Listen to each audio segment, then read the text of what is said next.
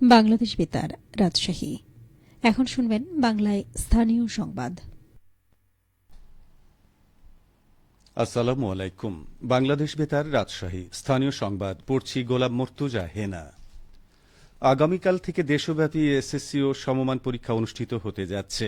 রাজশাহী শিক্ষা বোর্ডের অধীনে এবার এসএসসি পরীক্ষায় 1,81,904 জন শিক্ষার্থী অংশ নেবে। এর মধ্যে ছাত্র 94,610 জন ও ছাত্রী 87,294 জন। রাজশাহী শিক্ষা বোর্ডের চেয়ারম্যান প্রফেসর আনম ও মোফাক্খারুল ইসলাম জানান, প্রথম দিন বাংলা আবশ্যিক, প্রথম পত্র ও সহজ বাংলা প্রথম পত্র বিষয়ে পরীক্ষা অনুষ্ঠিত হবে। এবার রাজশাহী শিক্ষা বোর্ডের আওতাধীন 8টি জেলায় 269টি কেন্দ্রে একযোগে এই পরীক্ষা হবে। পরীক্ষা সুষ্ঠুভাবে গ্রহণের লক্ষ্যে ইতোমধ্যেই সব ধরনের প্রস্তুতি সম্পন্ন হয়েছে। সুষ্ঠু ও নকলমুক্ত পরিবেশে পরীক্ষা অনুষ্ঠানে পুলিশের পক্ষ থেকেও কেন্দ্রগুলোতে নিরাপত্তা ব্যবস্থা নেওয়া হয়েছে। রাজশাহী নগরীর মসজিদ মিশন একাডেমিতে 25শে মার্চ গণহত্যা দিবস ও ঐতিহাসিক মহান মুক্তিযুদ্ধ সম্পর্কে স্মৃতিচারণ ও আলোচনা সভা অনুষ্ঠিত হয়েছে। আজ রাজশাহী জেলা তথ্য অফিস এই অনুষ্ঠানের আয়োজন করে। অনুষ্ঠানে মুখ্য আলোচক হিসেবে স্মৃতিচারণ করেন বীর মুক্তিযোদ্ধা মোহাম্মদ নজরুল ইসলাম খোকা। জেলা তথ্য অফিসের উপপরিচালক নাফে আলা নাসরিনের সভাপতিত্বে অনুষ্ঠানে বিশেষ অতিথি হিসেবে বক্তৃতা করেন রাজশাহী আঞ্চলিক তথ্য অফিসের উপপ্রধান তথ্য অফিসার মোহাম্মদ তৌহিদুজ্জামান ও মসজিদ মিশন একাডেমির প্রধান শিক্ষক মোহাম্মদ এনামুল হক।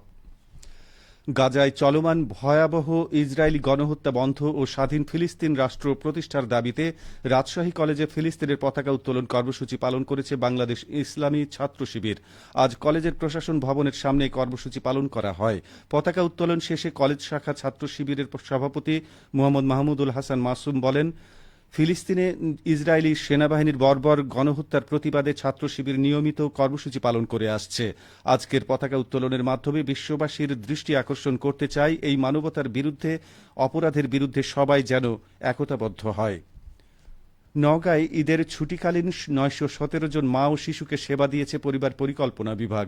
জেলার বিভিন্ন ইউনিয়ন স্বাস্থ্য ও পরিবার কল্যাণ কেন্দ্র এবং মা ও শিশু কল্যাণ কেন্দ্রসমূহে কর্মরত উপসহকারী কমিউনিটি মেডিকেল অফিসার, পরিবার কল্যাণ পরিদর্শিকা, ফার্মাসিস্ট, পরিবার পরিকল্পনা পরিদর্শক ও পরিবার কল্যাণ সহকারীগণ এসব সেবা প্রদান করেন।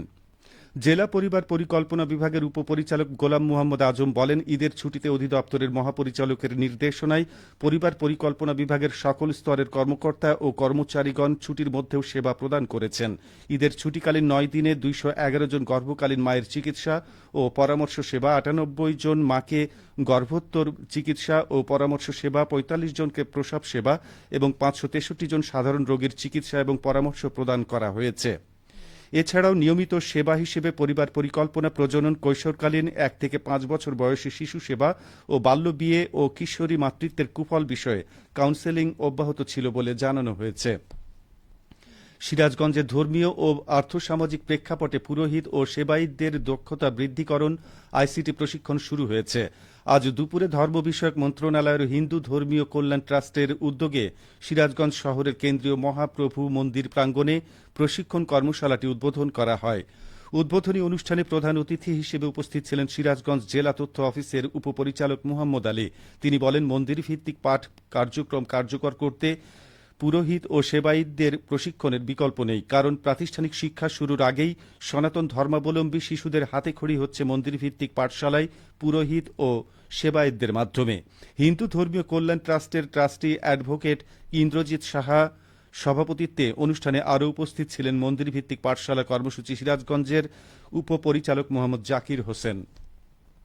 নাটোরের লালপুর থানা থেকে ছিনিয়ে নেওয়া জেলা ছাত্রদলের যুগ্ম সাধারণ সম্পাদক রুবেল উদ্দিনকে গ্রেফতার করা হয়েছে। আজ দুপুরে পুরাতন ঈশ্বরদী এয়ারপোর্ট এলাকা থেকে তাকে গ্রেফতার করা হয়। গতকাল বিকালে লালপুর থানায় রুবেলকে ছিনিয়ে নেওয়ার ঘটনা ঘটে। রুবেলকে থানা থেকে ছিনিয়ে নেওয়ার ঘটনায় অভিযানে নামে যৌথ বাহিনী। মঙ্গলবার দিবাগত রাতে লালপুর উপজেলার নিজ বাড়ি থেকে 2 নারী সহ 3 জনকে গ্রেফতার করা হয়। পুলিশ জানায়, গত 16 ডিসেম্বর বাগাতিপাড়া উপজেলায় বিএনপি নেতার বাড়িতে গুলিবর্ষণের ঘটনায় গতকাল বিকেল 3:30টার দিকে রুবেলকে গ্রেফতার করে থানায় নিয়ে যায় পুলিশ। পরে ছাত্রদল ও যুবদলের অর্ধশতাধিক নেতাকর্মী থানায় এসে গ্রেফতারকৃত রুবেলকে ছেড়ে দেওয়ার জন্য পুলিশকে চাপ দেয়। এ সময় সময় পুলিশ ছেড়ে দিতে অসম্মতি জানালে এক পর্যায়ে হট্টগোল করে থানা থেকে তাকে জোরপূর্বক ছিনিয়ে নিয়ে যায় নেতাকর্মীরা। নাটোরের পুলিশ সুপার মোহাম্মদ আমজাদ হোসাইন বলেন, এ ঘটনায় পুলিশের কোনো অবহেলা আছে কিনা তা তদন্ত করা হচ্ছে। আসামি ছিনিয়ে নিয়ে যাওয়ার ঘটনায় যৌথ বাহিনীর অভিযান অব্যাহত রয়েছে। সবশেষে আবহাওয়া। আজ রাজশাহীতে সর্বোচ্চ তাপমাত্রা ছিল ৩৫ ডিগ্রি এবং সর্বনিম্ন ২৩.৮ ডিগ্রি সেলসিয়াস।